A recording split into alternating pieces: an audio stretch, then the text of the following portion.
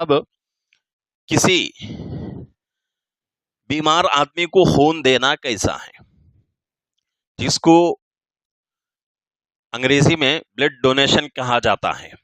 تو اس میں کوئی مذاقے والی بات نہیں ہے، لیکن یہاں شرط یہ ہے کہ جو بیمار ہے وہ ہمارے آنکھوں کے سامنے ہو، فوراً ہم ہمارا خون نکالیں گے اور فوراً بیمار کے بدن میں چڑھا دیں گے فلٹر وغیرہ کر کے، جائز ہے، کوئی جو ہے مذائقے والی بات نہیں ہے۔ ہاں، کوئی آدمی